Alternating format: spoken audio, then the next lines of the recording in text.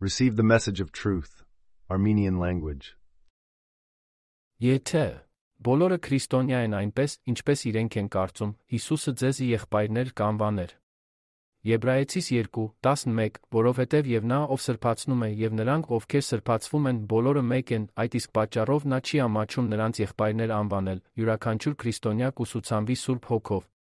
Դուք կիմանաք ճշմարտությունը նոր կտակարանի մասին, 1 Կորինթացիներ 2:13, այս բաները մենք նույնպես խոսում ենք, ոչ թե խոսքերով, որոնք սովորեցնում է մարդու իմաստությունը, այլ որոնք սովորեցնում է Սուրբ Հոգին, համեմատելով հոգևոր բաները հոգևորների հետ, Հովհաննես 14:26, բայց Մխիթարիչը Սուրբ Հոգին, որին Հայրը կուղարկի իմ անունով, նա կսովորեցնի ձեզ ամեն ինչ եւ ձեզ կհիշեցնի այն ամենը, ինչ ասացի ձեզ, յուրաքանչյուր մարդ Սուրբ Հոգու եւ ճշմարտության միջոցով կանցներ սրբացման գործընթացին, Հովհաննես 17:19, եւ հանուն նրանց ես սրբագործում եմ ինձ, որպեսզի նրանք նույնպես սրբագործվեն ճշմարտությամբ, Հռովմայեցիս 15:16, որպեսզի ես լինեմ Հիսուս Քրիստոսի սպասավորը հեթանոսներին, սպասավորելով Աստծո ավետարանը, որպեսզի հեթանոսների ընծան ընդունելի լինի, սրբագործված Սուրբ Հոգով, դուք ճշմարիտ երկրպագուներ կլինեք։ Հովհաննես 4:23, բայց գալիս է ժամը եւ հիմա է, երբ ճշմարիտ երկրպագուները հոգով եւ ճշմարտությամբ կերկրպագեն Հորը, որովհետեւ Հայրը փնտրում է այդպիսիներին, որպեսզի երկրպագեն իրեն։ Ամենայն հավանականությամբ յուրաքանչյուր քրիստոնյա կտուժի, քանի որ դա սրբացման մի մասն է, 1 Պետրոս 4:16, բայց եթե մեկը տառապում է որպես քրիստոնյա, թող չամաչի, այլ թող փառավորի Աստծուն այս հարցում, ոչ ոք չպետք է լինի եսասեր կամ ինքնահավան։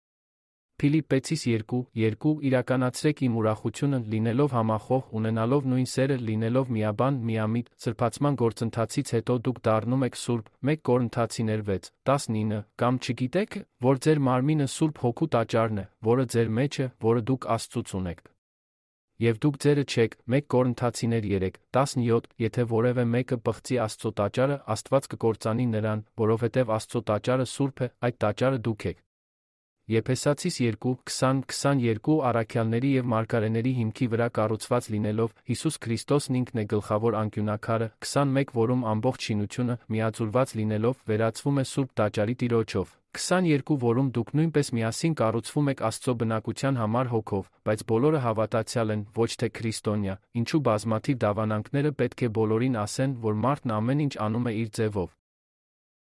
Ճշմարտության ոգի չունի ոչ ոք։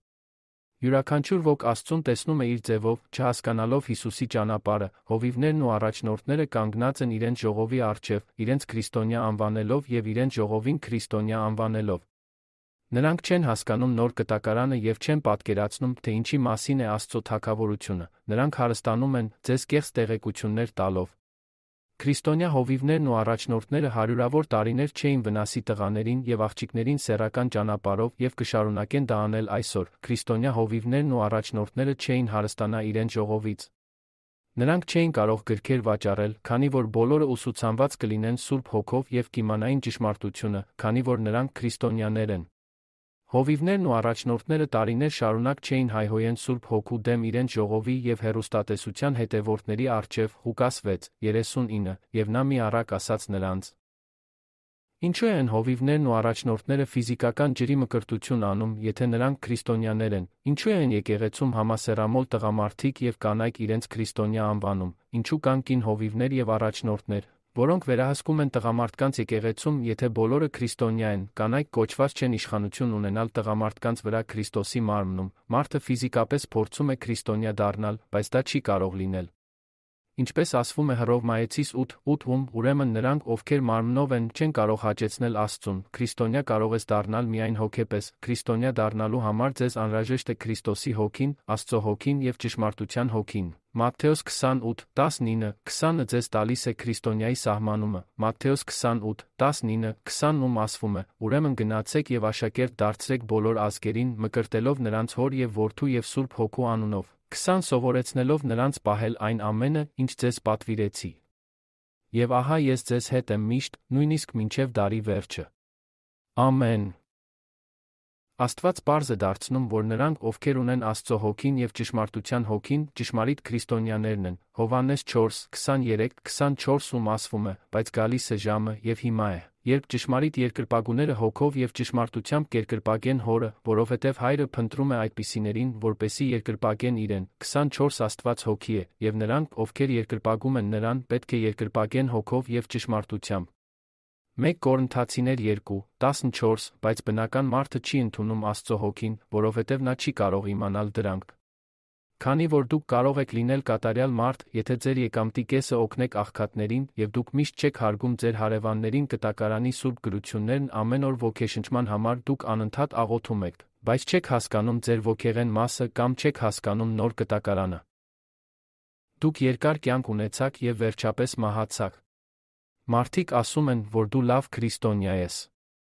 Նախ, դուք չեք կարող քրիստոնյա դառնալ ձեր ֆիզիկական մարմնով, երկրորդ, դուք պետք է սուրբ լինեք Աստծո և Տեր Հիսուս Քրիստոսի հետ քայլելու համար։ Հիսուսը գալիս է միայն սրբերի համար, ձեր ֆիզիկական մարմինը չի կարող ստանալ Քրիստոսի հոգին, Աստծո հոգին և ճշմարտության հոգին, որոնք անհրաժեշտ են ճշմարիտ քրիստոնյա դառնալու համար, իսկ հետո Սուրբ Հովհաննես 3:6 մարմնից ծնվածը մարմին է, իսկ հոգուց ծնվածը հոգի, դուք չեք կարող խառնել մարմինն ու հոգին, այլ կերպ ասած, դուք չեք կարող խառնել ձեր ֆիզիկական